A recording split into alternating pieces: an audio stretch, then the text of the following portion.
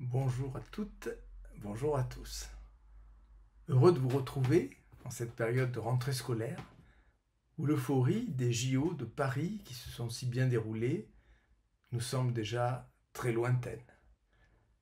On a beaucoup chanté la Marseillaise tout au long de ce mois d'août et certains esprits chagrins se sont émus de constater ce qu'ils considèrent comme un retour inquiétant du patriotisme qui ne serait plus de saison. Que faut-il en penser? C'est à cette question que je voudrais consacrer cette 8e émission des lunettes de Philippe. Qu'on me permette de débuter mon propos par un premier étonnement. Les télévisions nous font régulièrement partager le patriotisme des Américains ou de bien d'autres individus d'autres nations qui, la main sur le cœur, entonnent leur hymne national lors des cérémonies de récompenses sportives en particulier. Nul ne s'en offusque. La cérémonie d'ouverture des JO, cette belle cérémonie à laquelle nous avons assisté il y a quelques semaines, débute par le défilé des délégations sportives derrière leur drapeau national. Personne, à ma connaissance, n'a demandé qu'on modifie ce rituel.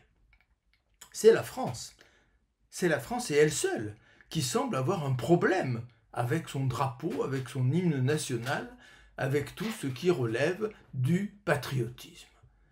Chacun connaît la jolie formule de Romain Gary, le patriotisme c'est l'amour des siens, le nationalisme c'est la haine des autres.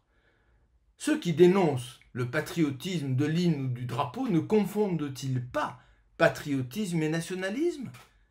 Est-il en quoi que ce soit condamnable d'être émotionnellement attaché à tout ce qui évoque son pays, son histoire, ses racines, sa culture? Faut-il n'être d'aucun temps ni d'aucun pays pour mériter le respect?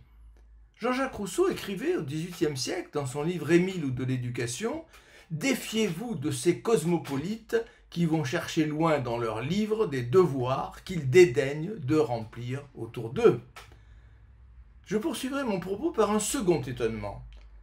Alors que jamais les revendications identitaires des groupes humains n'ont été aussi manifestes partout dans le monde, dans tous les pays, la volonté du peuple français à préserver ses spécificités est dénoncée comme scandaleuse quand elle n'est pas dénoncée comme fasciste.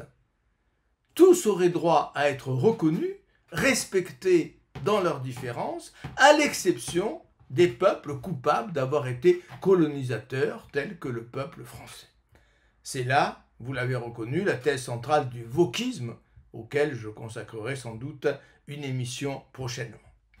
Cet étonnement que je viens d'exprimer, il était partagé par un grand homme de gauche, l'historien, le journaliste Jacques Julliard, qui nous a quittés en 2023, qui écrivait ces mots le 5 juin 2015, il y a 9 ans, dans les colonnes du Figaro, je le cite, « Je ne vois pas pourquoi la France serait le seul pays au monde à ne pas avoir droit à une identité. » Mot très fort et très juste.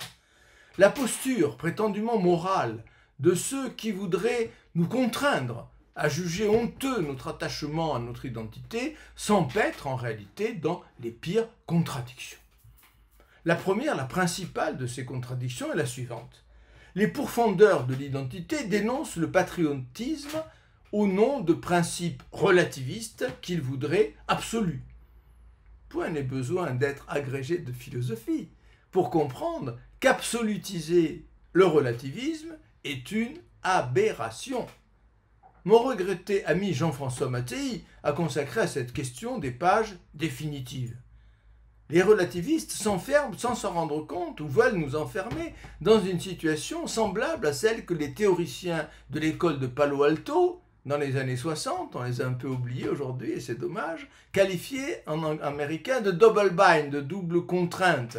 Qu'est-ce qu'une double contrainte? Je donne à quelqu'un un ordre A et B. S'il exécute A, il désobéit à l'ordre B. S'il exécute B, il désobéit à l'ordre A. Il est dans une situation inextricable. C'est dans cette situation que nous mettent les relativistes. Je cite Mattei. En bonne logique, celui qui pose comme absolue la thèse de la relativité des points de vue interculturels ou intraculturels doit reconnaître la validité des thèses qui récusent son propre point de vue c'est-à-dire l'universalité de la thèse relativiste. L'un de nos plus grands intellectuels que j'admire depuis toujours, l'anthropologue Claude Lévi-Strauss, avant de disparaître à l'aube de ses 101 ans, fut victime de ces aberrations. Adulé pendant des dizaines d'années, tant qu'il défendait l'identité des Indiens d'Amazonie, auxquels il a consacré une grande part de sa vie, Claude Lévi-Strauss est devenu un intellectuel honni des médias à partir du moment où il a eu l'audace d'écrire que les peuples européens, et bien entendu parmi eux le peuple français, avaient le même droit à une identité. Une remarque de Lévi-Strauss me semble résonner avec la phrase de Jacques Julliard que je viens de citer. Voilà cette phrase. Que des cultures attachées chacune à un style de vie, à un système de valeurs, veillent sur leur particularisme, cette disposition est saine, nullement, comme on voudrait nous le faire croire aujourd'hui, pathologique. Je conclurai cette émission par un appel au bon sens, ce bon sens qui n'est peut-être pas, Descartes s'est trompé là-dessus, la chose la mieux partagée. Il est de notre devoir de dénoncer les monstrueuses contradictions de ceux qui voudraient aujourd'hui nous apprendre à raisonner alors qu'ils ne maîtrisent pas la logique la plus élémentaire. Être fier de ses racines, fier de sa culture, fier de son patrimoine, a été, reste et restera la plus bénéfique des dispositions pour un être humain. La condamner, c'est chercher à nous affaiblir, c'est chercher à nous rendre malades. L'attachement à cette disposition est le plus salutaire des attachements. N'en ayons jamais honte.